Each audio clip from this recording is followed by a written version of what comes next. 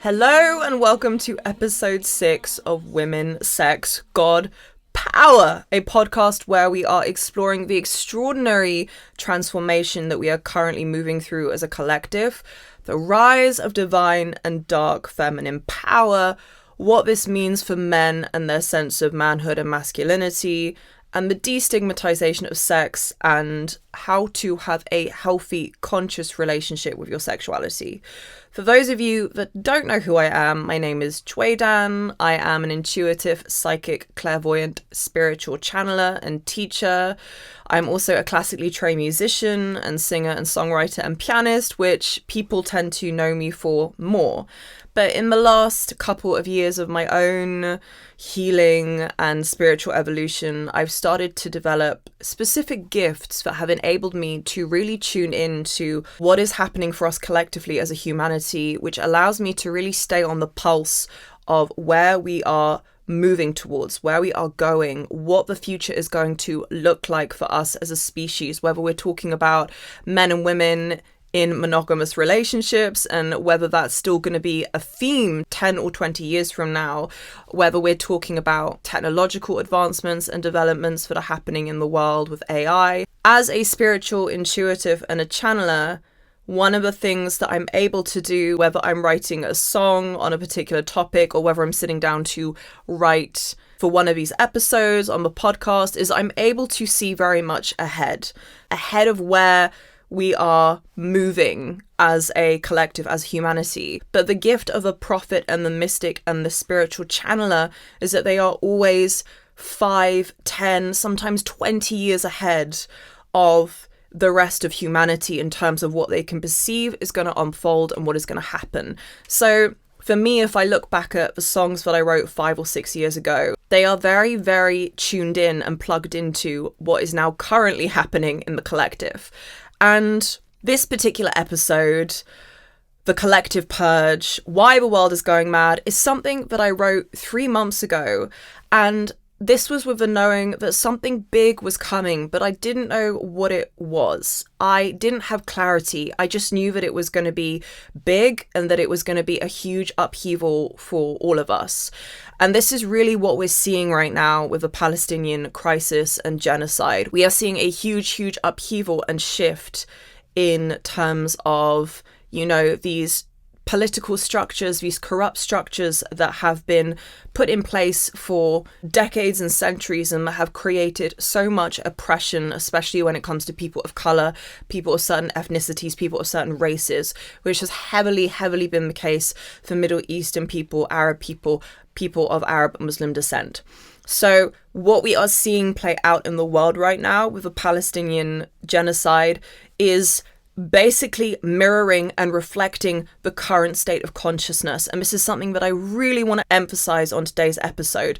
What we are seeing is not separate to us. What we are seeing with this war, with this mass murder, the murder of children, the murder of women, we are seeing a reflection of our own consciousness, and particularly the shadow of human consciousness, the shadow of a collective as a whole. So this is really where we're going to be focusing in for this episode, because the dominant energy of a collective right now is like this bubbling volcanic energy of purging out the collective shadow, really highlighting everything that is not working, every corrupt system, every injustice that has been silently dominating and contributing to the oppression of so many people on the planet. Again, particularly people of color, people who have had their cultures and their countries, colonized for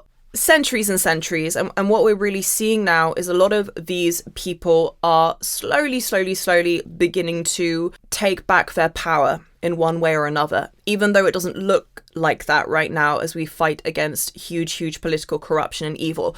But what you are seeing play out with Palestine is a perfect reflection and mirror of the current collective state of humanity, the collective shadow. So there is this volcanic energy of purging, cleansing what is no longer serving us, not only as individuals, but as an entire species.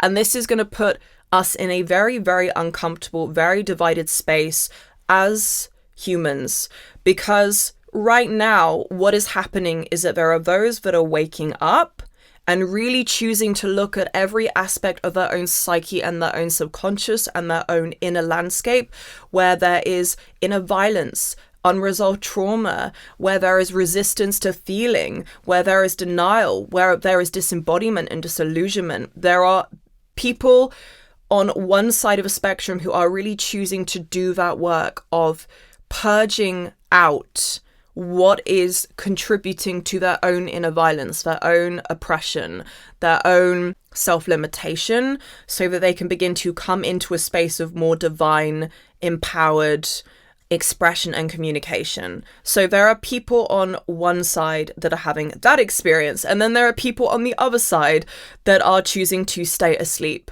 that are choosing to remain unconscious, that do not want to look at their own inner turmoil and pain and suffering. It's too much, it's too sticky, it's too dense, it's too dark, it's too intense. We are in a very, very interesting but also very intense time of purging out what is no longer working for us individually, whilst also, navigating a collective landscape of our humanity that is changing so quickly and is transforming so rapidly that it's almost hard to really find the ground beneath your feet. It's very hard to stay rooted in all of that. So my intention with today is to really highlight what is happening energetically with this upheaval that we are moving through. Again, I'm not always going to be 100% on point. My abilities as a spiritual channeler and a guide allows me to access vast amounts of knowledge from universal consciousness, which I can then bring through and hopefully allows me to provide you with some clarity of what is currently happening. So we are very much in the Scorpio era of humanity, not just Scorpio season, but the Scorpio era of humanity.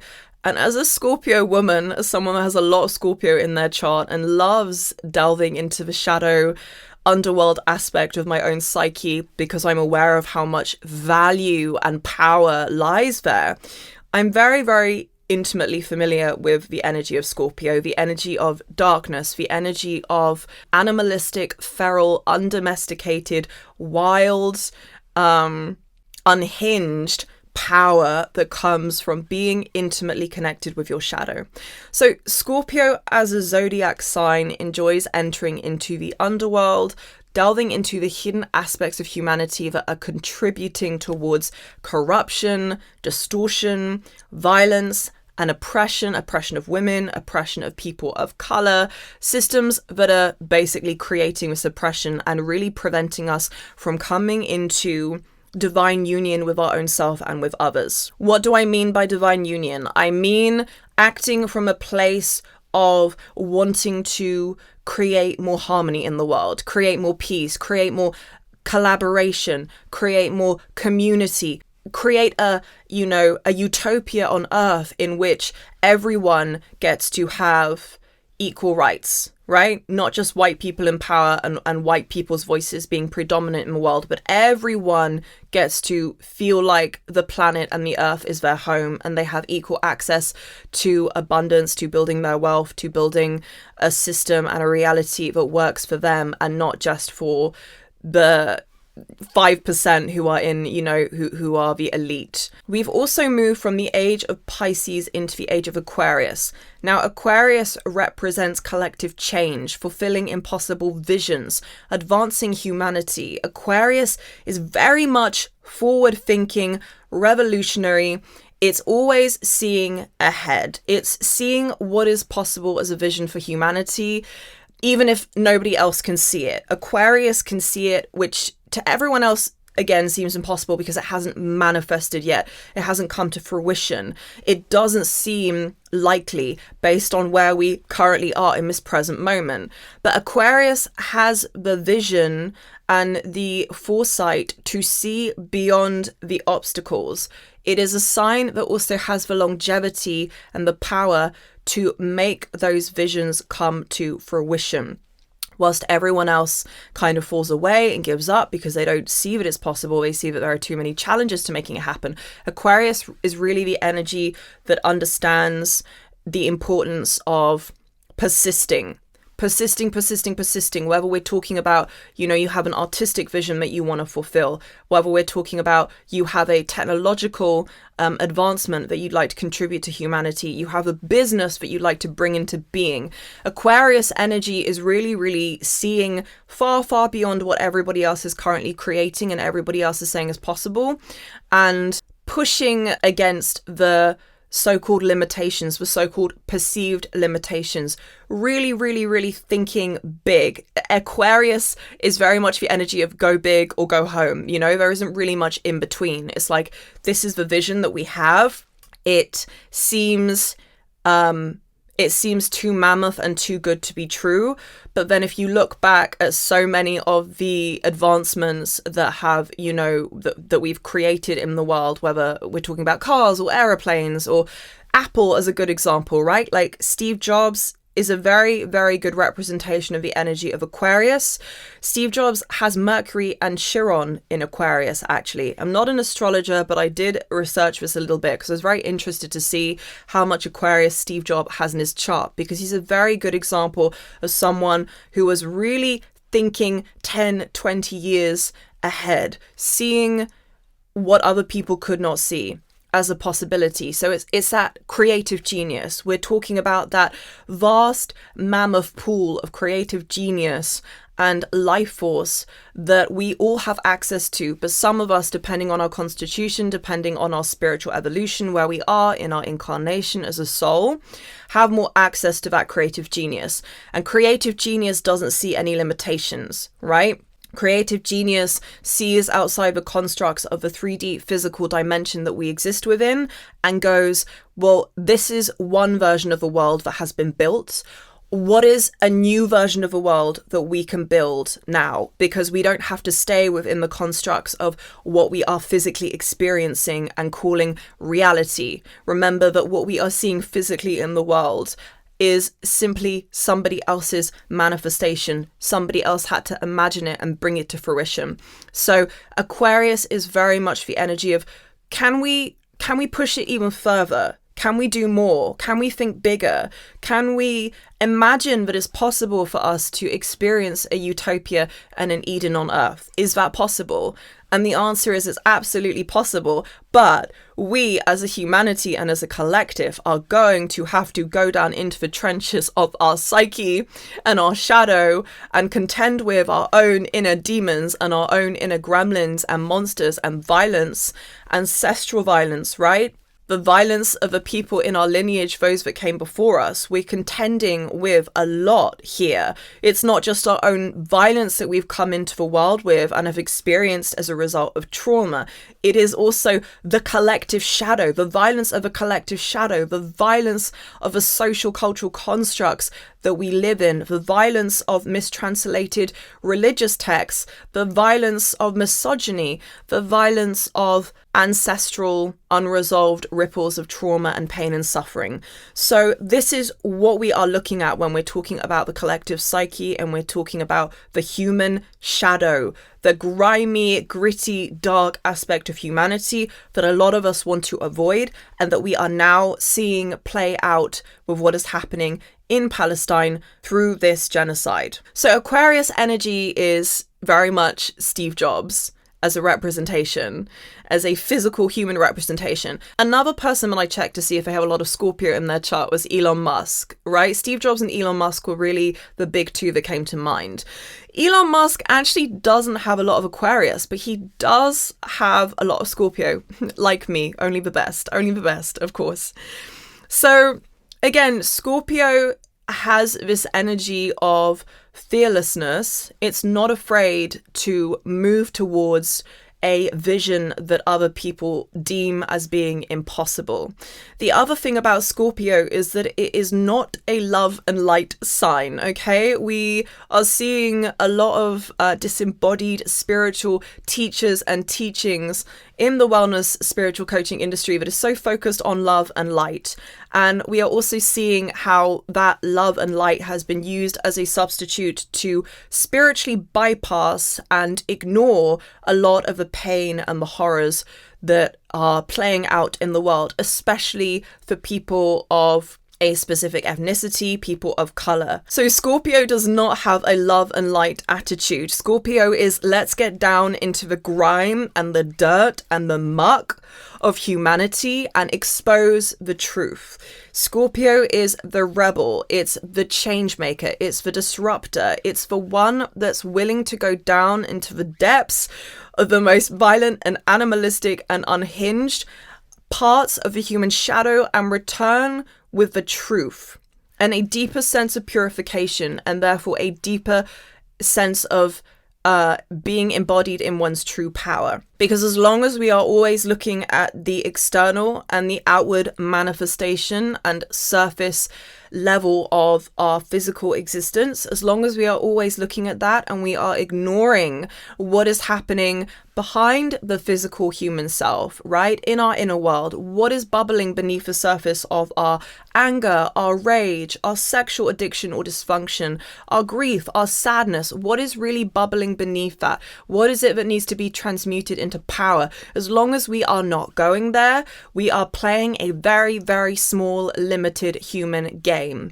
And Scorpio is really the energy that is coming up for us right now in the collective, because it is not afraid of truth. It's not afraid to really go into the places, see reality for what it is, not for what it wants it to be, but for what it is, to face the things that need to be faced, to call out the elephant in the room, to speak of the unspeakable, to say the things that everybody else is too afraid to say. You know, Scorpio is really the energy of I'm not going to tiptoe around anything. I'm going to dive in. I'm going to go fully in. I'm going to put myself in the depths of the, you know, the most shadowy, difficult, painful, grimy, collective shame and anger and dysfunction that we all carry within us. I'm really going to go there and put myself in it, and I'm going to face what needs to be faced. Because Scorpio as a zodiac sign has this awareness that when we do that, we manifest and actualize the next version of ourselves, the next embodiment of ourselves. And Scorpio is very, very concerned with power, with purification, with transformation. How much further can I push myself? How much deeper can I go? Again, Scorpio is about depth. But when we go into the depths of ourselves, or when we go into the depths of what is happening with the collective, we have to be prepared to see things and feel things that make us uncomfortable. We have to be prepared to really face things that are painful and difficult to face. When we do that, we cultivate a level of stamina and resilience and perseverance and strength, spiritual strength, to see the world as it is. And when we can see ourselves as we are and the world as it is, from there, we can then create utopia. We can then create heaven on earth, whether we're doing that within our own family unit or within a community or from a, you know, political standpoint, which I believe is possible. But we cannot create heaven on earth as long as we keep tiptoeing around the truth. So what is happening with Palestine right now is showing us this is where we're at. Okay? And as violent and as painful and as difficult and as intolerable as it might be to really look at that, this is where we're at as a humanity. This violence that we are seeing play out outside of us, all of us hold that within us. All of us are in some shape or form contributing to that energy in the world, whether through our words, through our actions, in our relationships, right? Look at the amount of devastation and suffering that is playing out in relationships, in family units, with the misuse of power. Men who are misusing their power to try and overpower women. Women who are using their sexual power to try and manipulate or get what they want. So as long as we are coming from this energy of manipulation, dysfunction, disconnect from our own true spiritual divine nature, right? that understands what power really is, because power is the energy that comes from love. It comes from having a very, very deep connection to the universe, to the higher powers that be. And when we start to disconnect from that, and when we start to play God in our own life without thinking of the karmic consequences, without thinking about what is this energy that I am perpetuating or cultivating right now, how is that setting me up for the future? How is that setting me up in my life? Is it going to reap fruitful rewards, or is it going to contribute to a world that is more violent and has more suffering in it? What we are seeing with politicians are people who are so highly traumatized and so disconnected from the divine powers that be that they can happily initiate and contribute towards the deaths of thousands of children and feel no remorse and no sense of a karmic debt that they are creating as a consequence. So if you wanted a representation of what happens when we disconnect from the God within and the God outside of us that should be powering our existence and allowing us to walk in union with all other beings and people on the planet, what you are seeing with these politicians is a perfect representation of what happens when humans start to play God, when humans start to disregard and disconnect from the spiritual laws, from the spiritual wisdom, the power of this universe, and behave as if they can create whatever, manifestation of collective violence they desire, and there will be no consequences for that. And you don't need to be a politician to create tremendous suffering and pain in your own life and in the lives of the people around you, because you have disconnected from that internal sense that every single thing you do, every action you carry out, everything you say is going to have a karmic repercussion. Whether in this lifetime, whether in your next lifetime, it's going to have a karmic repercussion. So when we are connected to our divine spiritual nature, we understand that actually we cannot do anything without the universe's consent, without God's consent. I don't mean God from a religious perspective of white man in the sky that's, going to punish us. I mean that there are laws in this universe. There is a balance in this universe. And that when things begin to tip a little bit in one direction more than they should, there are going to be repercussions for that. So, coming back to this Aquarius Scorpio energy, when you pair Aquarius with Scorpio, you get two forces that want to eradicate the structures of the old world and create a new. Create something that is more in alignment with those divine powers that be. So this is the energy of purging everything, and I mean everything, that is no longer working or needed, and the energy that wants to innovate a new way forward, a more fruitful way, a more harmonious way. So we have heavy energy of destruction right now, paired with the energy of progression, paired with the energy of the visionary. The destruction is at the forefront of humanity right now because humans are working it out. Humans are working through their collective garbage, their individual crisis, right? And what we're really seeing here is a collective crisis of the soul. What we are seeing happen, manifest outwardly with the Palestine genocide and everything else in the world, we are seeing a crisis of the soul.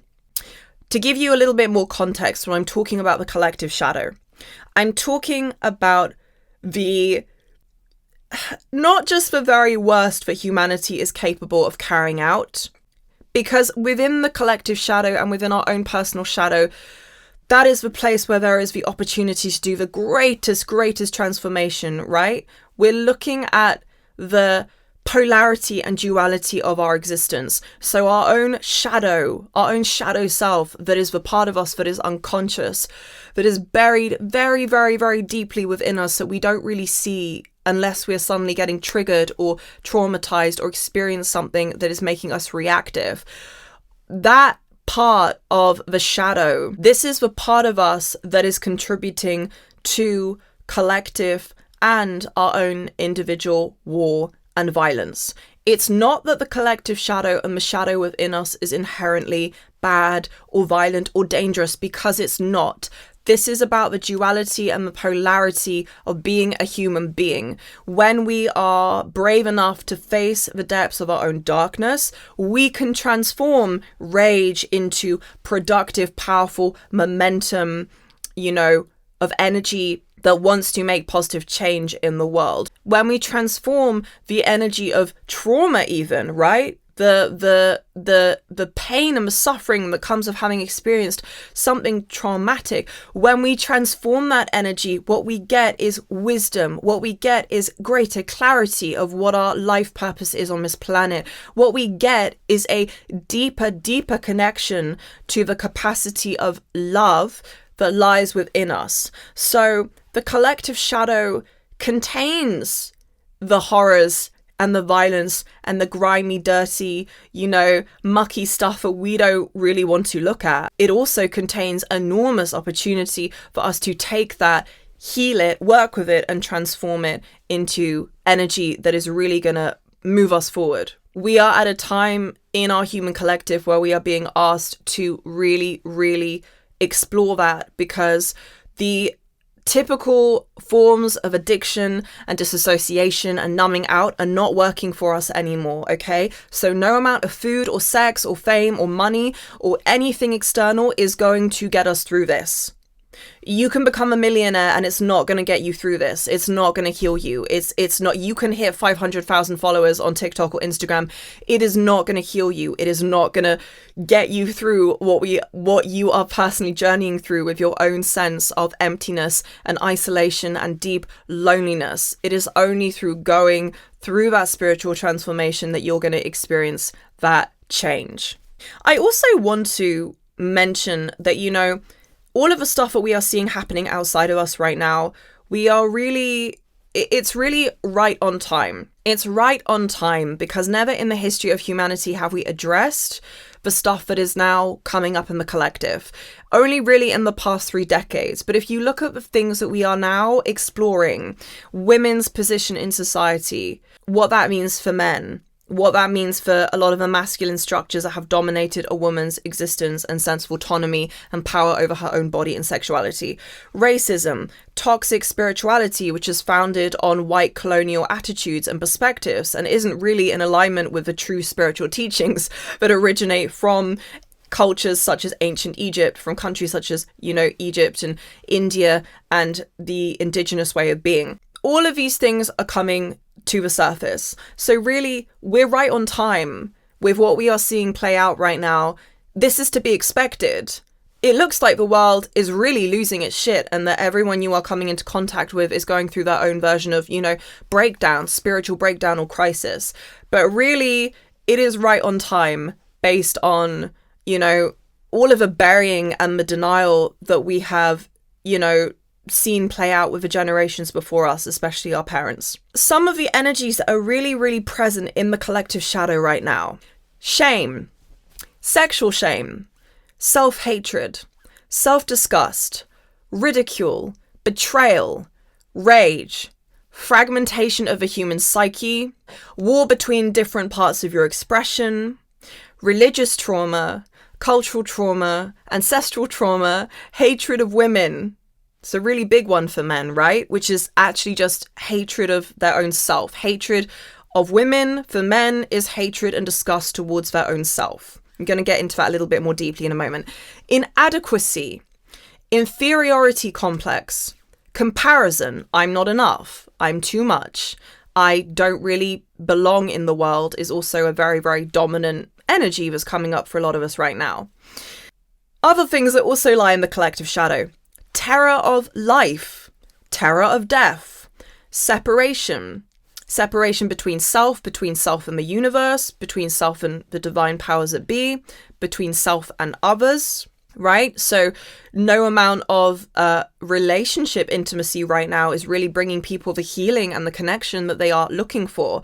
And again, this is just reflecting back at them the connection, the disconnection that they are experiencing within their own self, within their relationship with their own self. And no amount of trying to substitute it with sex, with romantic partnership, is going to really heal that fragmentation that people are experiencing within their own self, with their relationship, with the parts of them that are wounded, that are in trauma, that need self-love, that need self-healing. Other things that live in the collective shadow: superiority, which is actually just fear of inadequacy, right? What does a sense of superiority lead to? It leads to a sense of entitlement. It leads to a sense of, I'm separate from everyone else. I'm better than everyone else. I'm going to stay in my corner, in my unit, and I'm not really going to concern myself with what is happening in the rest of the world. Look at how a lot of people have responded to the Palestine situation with total silence and lack of, concern, and really the attitude of, well, these aren't my people, so why do I need to concern myself with this? That is a white colonial perspective and attitude. And a lot of that comes from a sense of, I'm too big for this. I'm beyond this. This is not my problem. This is not my fight. Other things that are coming up in the collective shadow: psychosis, identity crisis, and loss of ego, right? So when we're looking at the instability that a lot of individuals are experiencing in the world right now, it is that complete loss of connection to identity. Who am I? What is my place in the world? What is my purpose on this planet? How am I contributing to the world? Particularly for men, this is very, very heavy in their shadow right now. This is something that they are heavily, heavily experiencing. Total loss of purpose, total loss of clarity around where they really fit into this very, very quickly changing worldly climate that we are experiencing, especially as women continue to grow their autonomy, become financially independent, which is forcing men to have to really reconsider what it means to have a sense of purpose beyond the very conventional structures that we saw with our parents, with our grandparents, etc. So psychosis, identity crisis, loss of ego, loss of self, that's coming up for a lot of people right now. Possession, obsession with money, obsession with materialistic belongings, obsession with status, lust, uncontrollable desire, lack of sexual discipline. And if we really zoom out and look at what all of these aspects of the collective shadow and our personal shadow that we are contending with, that we're fighting against, have in common, it's really a lack of connection to true power. It's a lack of understanding of what it means to be truly embodied in our power as human beings, as spiritual beings rather, having a human experience. Other things that are also coming up in the collective shadow. This whole episode is basically just a massive, massive channeling download session, so stay with me here. I know that this one is a little bit heavier than usual. Denial. So the terror of facing oneself, facing one's darkness, facing one's pain, facing your shame, and integrating that into power, creating power out of the fear and the terror that you are experiencing in resisting really looking at yourself, really looking at your pain and your inner turmoil. The pain of facing the reality of who you are in this moment, your life circumstances, becoming too much to bear. So for a lot of people, this is resulting in them checking out. Then we get substance abuse, we get alcohol abuse, we get sex addictions, we get porn addiction, temporary forms of escapism from this pain. We're also experiencing a lot of disassociation and fragmentation when the person's soul has left their body because it's become too painful and overwhelming to really be in the body. So many people are physically here, but spiritually absent. There's a kind of glazed look in their eyes when you're communicating with them. So you're speaking to them, but you can't really reach them because their soul is in an entirely different dimension, right? And this is because human life, human existence has become so painful for these people that they are increasingly checking out. And with that, they are increasingly experiencing more and more soul fragmentation. So when we experience soul fragmentation, we find it very, very difficult to stay in the body, to stay grounded, to stay in the present moment, which leads us to sort of drifting in and out of, our commitments, our relationships, not really being fully present and grounded in the moment, not really feeling the depth of our aliveness, and not being able to also feel the depth of presence for other people are trying to bring to us. You could have the most loving, compassionate person that you're in a relationship with, but if you yourself are fragmented and you have these soul paths that have drifted off to other dimensions, it's going to be very hard for you to really, really feel connected to that person. Again, we're looking at the disconnect from self. We're looking at the spiritual disconnect from self. And that's coming up really heavily right now. This fragmentation, disassociation, human life on Earth, being a human being has got too much. I can't deal with it. I can't deal with the daily mundane issues. I can't deal with the financial struggles, the relationship struggles, the trauma. It's all too much. So the soul begins to fragment and go elsewhere.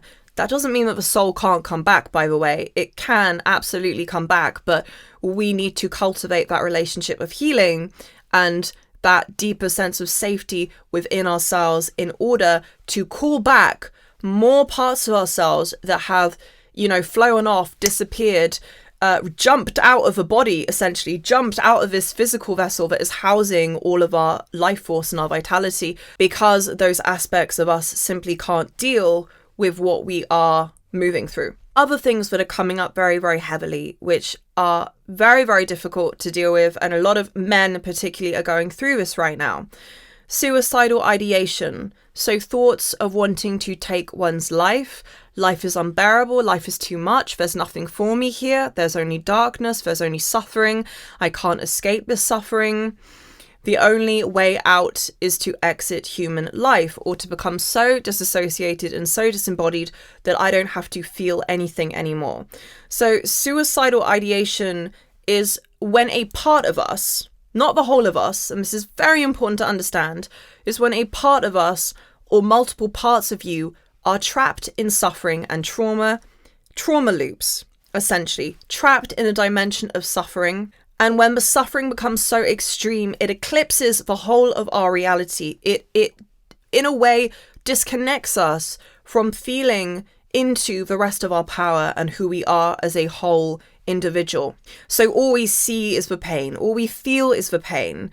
And those parts within us that are having this experience of, I don't want to be here anymore, I really can't cope anymore, they make up a tiny fraction of who we are. But when the pain is not being tended or addressed to, those parts within us are going to scream louder and louder and louder until we have only two choices.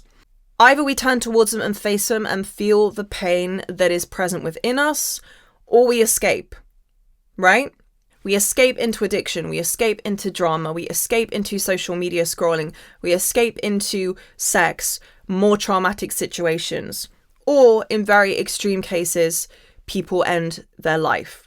And it's really, really important to cover this, because this energy, for me, when I was really getting a sense of everything that was coming up 3 months ago when I started writing this episode, I was like, oh God, I really don't want to have to, be talking about something that's so heavy and so difficult to speak on. But as someone who has also experienced suicidal ideation personally myself, it's very important to highlight that this is not the whole of you that wants to exit this human existence. It's a part of you that is in pain and suffering and total isolation from any sense of love or community or safety. And it wants to just out. It wants to escape because it can't deal anymore. So it's very, very important for us to recognize that we have these multiple parts within us, and they are all having these very contrasting, different experiences. That's going to be coming up very, very heavily, particularly for men. I can't take this anymore, but I don't have the courage to change it, so I'm going to keep avoiding it until it gets so bad that I destroy myself, essentially. And instead of turning inwards and really examining the core of the issue, I'm going to direct that anger and pain towards women. I'm going to project all of that inability that I have to really face my own suffering and face my own shadow, face my own trauma, face my own void, the void within me that feels empty and isolated and is starving for love and connection and affection and recognition and acknowledgement, instead of really turning inwards and feeding this part of me that is crying out for attention, I'm going to project all of the anger and pain and suffering that I have as a man onto women. I'm going to look to women to be the healers and the energy, batteries and sources of energy and power that fill me up and make me feel less disgusted with my own self and less inadequate and less in pain, and I'm going to refuse to actually do anything about it. This is most men in the world right now. This is what's happening. And as you can see, it's not working for them, because increasing numbers of women are moving in the total opposite direction, which is, I'm going to turn inwards and actually provide myself with that self-love, provide myself with that healing. I'm going to empower myself. I'm going to empower the parts of me that have felt so dismissed and rejected and abandoned and belittled and suffocated and oppressed beneath these man-made structures and the, family situation I was born into, all of the experiences that women have had to go through incarnating into a feminine physical vessel. Women are choosing to really look at that suffering and really empower themselves. Men are choosing to look outwards at women and direct their anger and their own hatred towards their self for not having the courage and bravery to really do better and really, face their own inner turmoil and pain. They're going to direct all of that outwardly onto women. That's really what's happening right now for men. Along with that, extreme loss of identity, loss of power, loss of purpose, feeling inadequate, overlooked, insignificant, angry about it, refusing to do anything about it, again, projecting it onto women. So what happens when we don't face our shadow? We manifest war. We manifest hell internally and then externally. Look at how this is playing out again with political leaders. Unresolved trauma that is then projected onto the collective. If you go and research any political leader that has caused absolute atrocities, Hitler, Stalin, any of them, what all of them have in common is that they had extremely traumatic childhoods. Really says a lot, doesn't it? Because we're at a tipping point in humanity right now, we could see this go one of two ways. And as I said earlier on this episode, there is a certain demographic of people who are choosing to really heal themselves, to go inwards, to experiment with psychedelics, to experiment with plant medicines that take them down into the trenches of their own personal shadow, their ancestral shadow, the collective shadow, and make those changes and transformations in their life so that they can begin to think thoughts that are more aligned with peace and prosperity and harmony, so that they can begin to innovate and create communities and connections in their life that help other people also heal and feel empowered. That is one side of the spectrum. The other side of the spectrum is humans that want to stay in their trauma, want to stay in victim mentality, want to stay in their pain, are addicted to their pain, and don't really want to heal. And that is something that we're going to have to accept, especially those of us that are beginning to carry and embody more light. We're going to have to accept, unfortunately, that some humans, many humans, are not going to come with us. It's important to also remember that we are all in very different places in our incarnation on this planet, right? For me, this is like my 500,000th lifetime on this earth. I am tired. I do not want to incarnate on here again. Honestly, I'm so tired. I don't understand why my soul keeps coming back to do this over and over and over again and attempt to help people that aren't actually listening. Some of you are listening. Some of you don't care. That's okay, though. The point is that we are going to have to accept, as people that are trying to heal and trying to create more harmony and unity on this planet, that there are going to be many people that don't want to come with us. Those people will include our friends, our family, our partners, and we're going to have to accept that. What is happening with Palestine is the great spiritual awakening, and it's reflecting our capacity for violence, but simultaneously our capacity to band together, to come together and create love. Because whilst you have on one side of a spectrum with this, witnessing this genocide play out, witnessing death and atrocity and the absolute very worst that human beings and men are capable of creating, you are also witnessing people all over the world come together to protest against the situation, to speak out and speak up, to advocate for a ceasefire, to really highlight a lot of the issues that the Palestinians have been moving through for the last how many decades, I've forgotten. I can't remember the year now that this all began.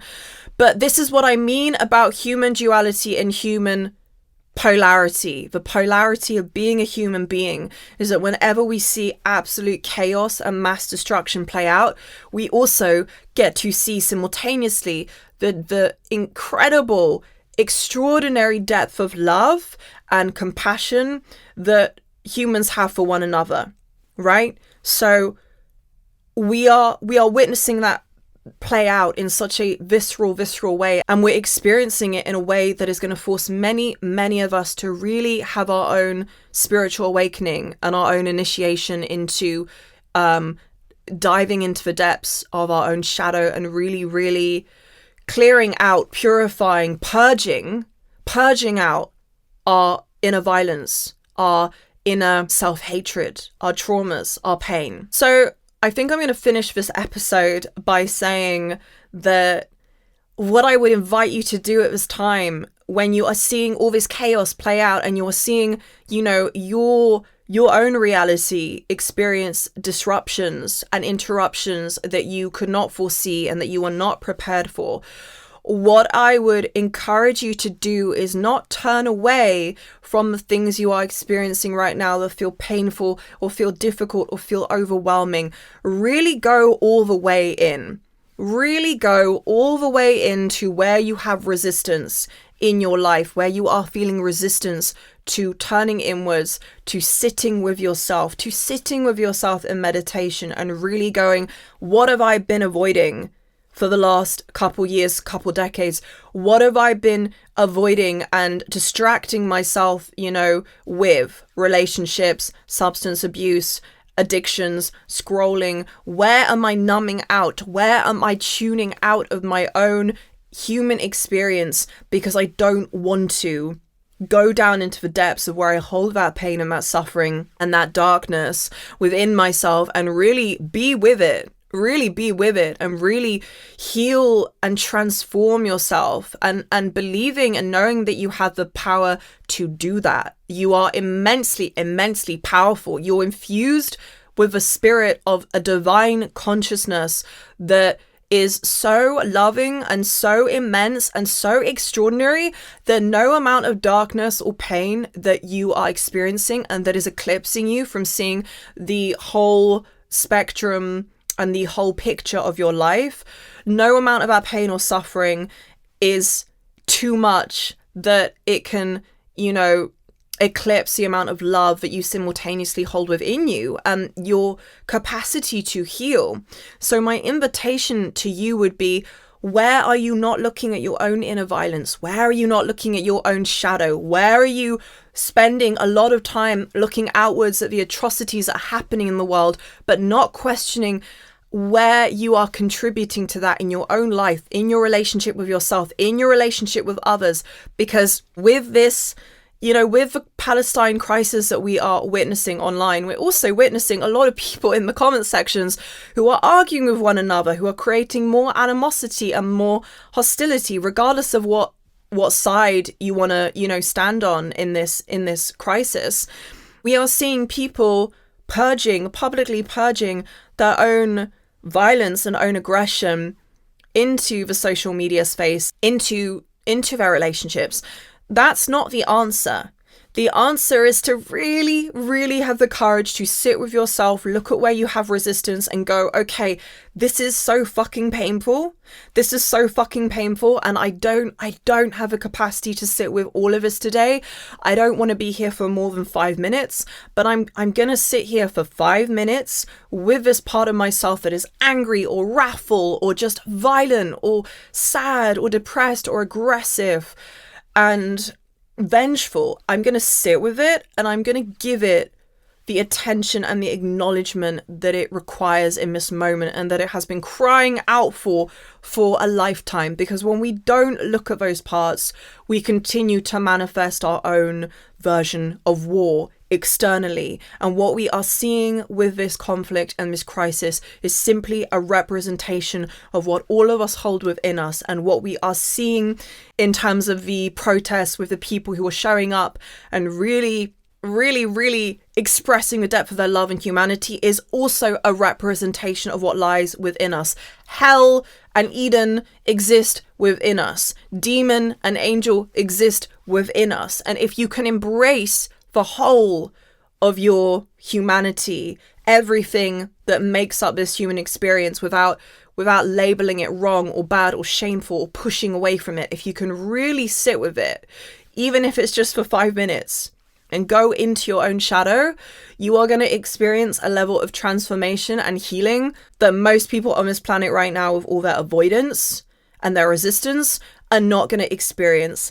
And it's in that transformation, it's in the facing of your own shadow that you get to actualize heaven within you and therefore heaven outside of you. So if there's one thing I would encourage you to really take away from this episode, is where are you creating unnecessary violence, war, suffering within yourself? Look at everything. Look at your thoughts. Look at the feelings that you are rejecting within your own self, that you're not allowing yourself a space to really feel, really giving yourself a space to allow all of you to exist, not denying any single part of you its right to exist and express itself in a way that is conscious and healthy and healing.